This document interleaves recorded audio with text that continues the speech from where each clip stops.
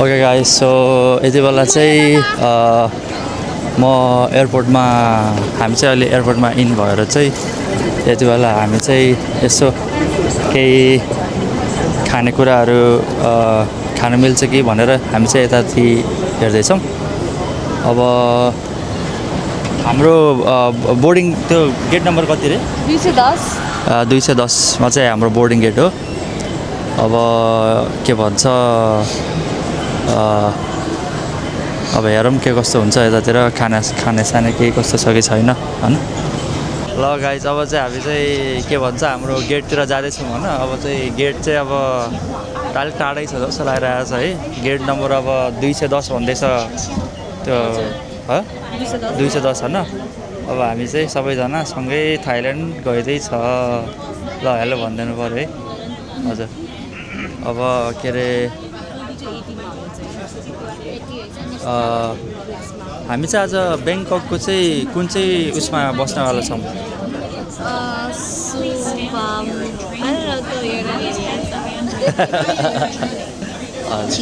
हामीले चाहिँ जस्ट हाम्रो स्टे चाहिँ पहिल्यै बुक गरिसकेको थियो है। अनि हाम्रो स्टे चाहिँ पहिल्यै बुक गरिसकेको हुनाले चाहिँ अब हामी चाहिँ त्यहाँ गएर चेक इन गरेर बस्न मात्रै हो। अहिले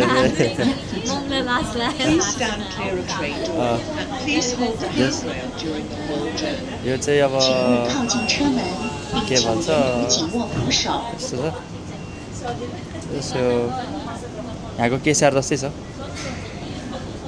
तर बस्ने ठाउँ चाहिँ त्यति नरहेछ।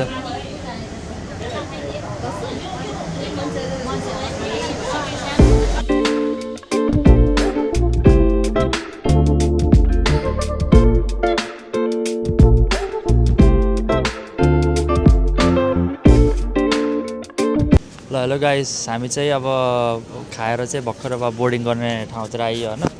अब मैले चाहिँ एउटा रामेन किनेको थिएँ। म्याडमले चाहिँ के किन्नु भएको थियो? बिफवाला सिजल राइस बिफ राइस उहाँको पनि मैले खाइदिएको। अनि चाहिँ जस रामेन पनि मिठो थियो, भात पनि एकदम मिठो थियो। आई थिङ्क मेरो रामेन भन्दा यिनको भात मिठो थियो होइन। गम कि गम त हान्यो। अब एयरपोर्टको त त्यही त हो नि। अब जति बाहिर तिरिन्छ त्योभन्दा बढी महँगो एयरपोर्टमा तिरिन्छन् होइन। तर केही छैन। अब हामी चाहिँ जस्ट प्लेन कुर्दैछौँ 4 बजेको फ्लाइट। अहिले चाहिँ अब 3 साढे 3 त हुन आँट्यो। अब 3:21 भएको रहेछ। अब हाउ यु फिलिङ बेबी? अनि के भन्छ ए आउनुहोस् हजुर पनि आउनुहोस्। अनि हजुरलाई अहिले कस्तो अनुभव भइरहेको छ नि यति बेला?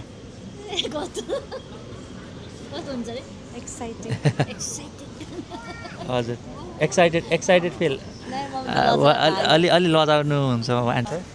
ल हेलो गाइस अब चाहिँ हामी चाहिँ के भन्छ बोर्डिङ गर्ने ठाउँतिर चाहिँ आइपुग्यौँ होइन। अब चाहिँ हामी चाहिँ यसो प्लेनतिर पनि छिर्न गइरहेको छौँ। हामी चाहिँ आज चाहिँ थाइल्यान्ड जानको लागि हङकङ एक्सप्रेस भन्ने चाहिँ जस फ्लाइट लिएर गइरहेको छौँ होइन।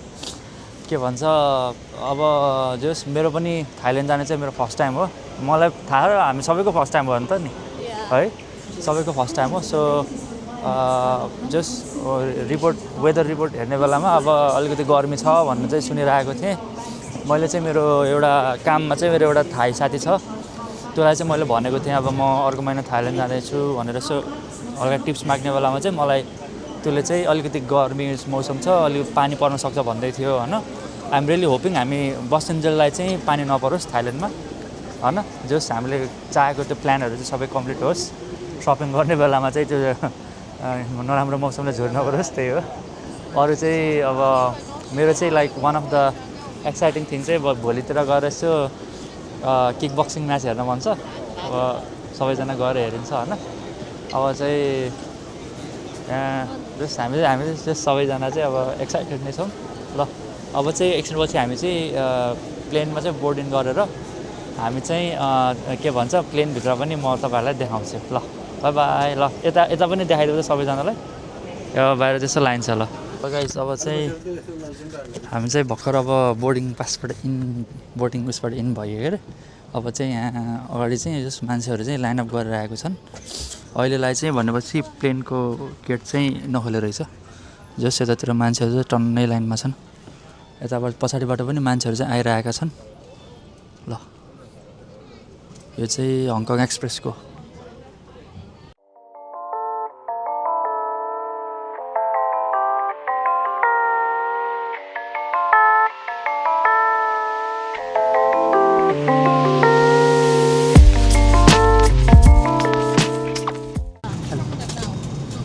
भर्खर छिर्यो क्या।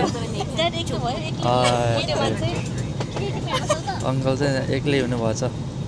म चाहिँ आन्टीको र यहाँ म्याडमको बिचमा पऱ्यो। ठिकै छ, केही छैन। ल अब चाहिँ अहिले चाहिँ हामी चाहिँ अब जस्ट फ्लाइटमा चढेको लगभग 1 घन्टाभन्दा अलिकति बढी भइरहेको छ होइन। यो फ्लाइट ब्याङ्कक जानको लागि चाहिँ अब हामी चाहिँ अब 3 घन्टाको दौरान छ यो फ्लाइट। तर यति बेला चाहिँ हामीलाई चाहिँ माथितिर अब सिट बेल्ट लाउनु भनेर चाहिँ हामीलाई चाहिँ रिक्वेस्ट गरिएको थियो।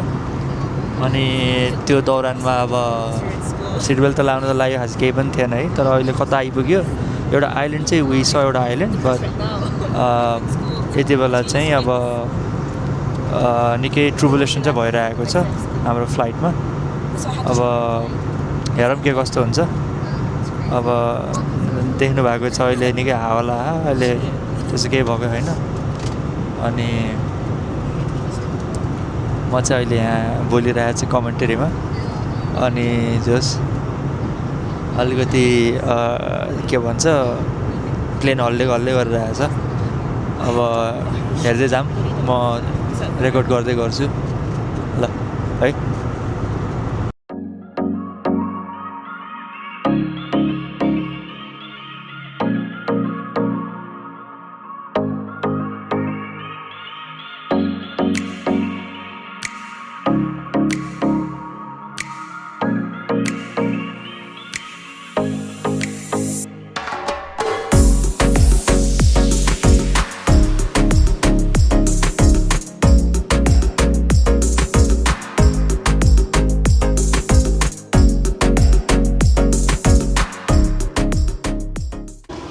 सो हामी चाहिँ यति बेला ब्याङ्कक आइपुग्यौँ।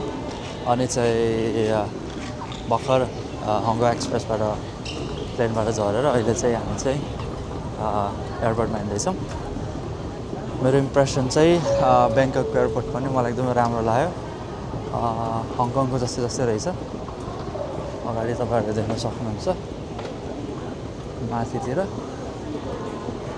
यताको आर्किटेक्चर डिजाइनहरू।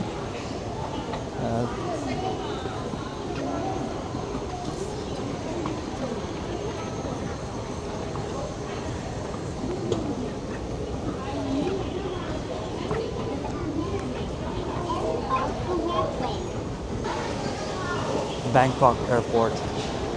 तर अलिअलि कोही सेक्सनहरू चाहिँ अलिकति नेपालको एयरपोर्ट जस्तो पनि लाग्यो मलाई, जस्तै यतातिर। तर केही छैन, अहिले मोडर्नै रहेछ। म चाहिँ जस नेपाल नगएको अहिले कति 8-9 वर्ष भइसक्यो है। तर आई थिङ्क अहिले मैले सुनेअनुसार चाहिँ अब नेपालमा पनि निकै राम्रो सुविधाहरू बनाइएको छ अहिले। अनि जस नेपालतिर पनि अहिलेको यो हुन्छ नि अब अलिकति मोडर्न के लिएर आएको छ भन्न त भनिएको छ। पोखरातिर पनि नयाँ एयरपोर्ट बनेछ भन्नुभएको छ। तर मैले चाहिँ त्यो त्यति थाहा चाहिँ छैन मलाई, किनभने चाहिँ म आफै पनि पोखराको एयरपोर्टमा नगएको भनेर मलाई चाहिँ त्यो थाहा भएन होइन। त्यही पनि चाहिँ मलाई चाहिँ जस ब्याङ्ककको एयरपोर्ट पनि राम्रो लाग्यो। बाइ द वे आजको त्यो हाम्रो एयरलाइनमा चाहिँ अलिकति ट्रिबुलेन्स चाहिँ भइरहेको थियो, 2-3 चोटि ट्रिबुलेन्स भयो अलिकति। जस हङकङ एक्सप्रेसमा चाहिँ अब पहिल्यैबाट अब प्रि अर्डर गर्नुपर्दो रहेछ खाना चाहिँ। अब यतिकै चाहिँ नदिँदो रहेछन्। अब त्यहाँ अर्डर गर्नको लागि पनि के भन्छ त्यो क्रेडिटहरू युज गर्नुपर्छ अथवा अक्टोपसहरू, नत्र यतिकै चाहिँ नपाउँदो रहेछ। तर ठिकै छ, हामीले चाहिँ पहिले एयरपोर्टमा खाएको हुनाले त्यस्तो समस्या चाहिँ परेन। अनि जस हजुर यो हजुर अनि यो चाहिँ यतातिर चाहिँ करेन्सी एक्सचेन्ज गर्नको लागि रहेछ। यहाँ चाहिँ निकै धेरै मनी ट्रान्सफर गर्नको लागि अनि यतातिर सेक्युरिटी गार्डहरू पर्सनलहरू धेरै रहेछन् हजुर अब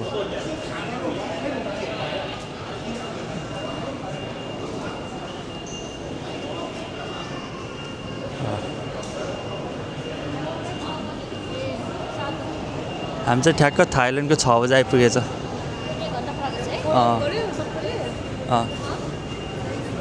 आफ्नो आफ्नो ऊ चाहिँ पाइयो हजुर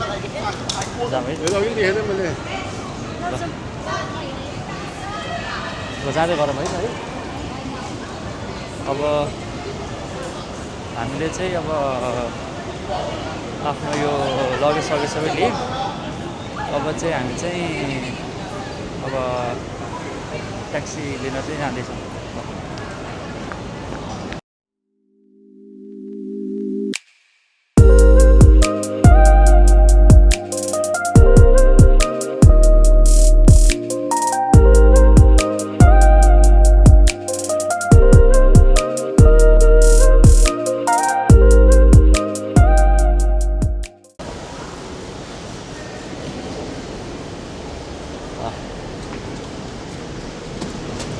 ऊ ल ट्याक्सीहरू चाहिँ त्यहाँ रहेछ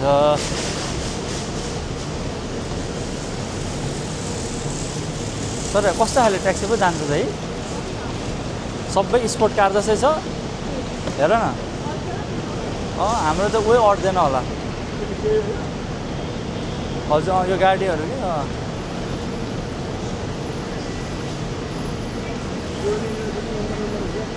हजुर हामीलाई त अलिकति ठुलो खाले चाहिन्छ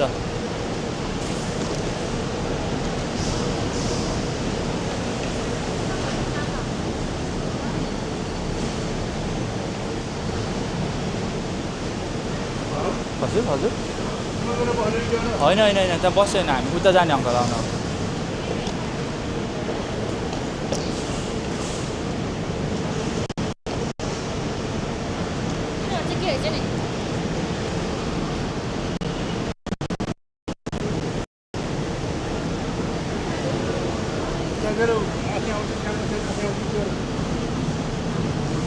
म बुक गरौँ फेरि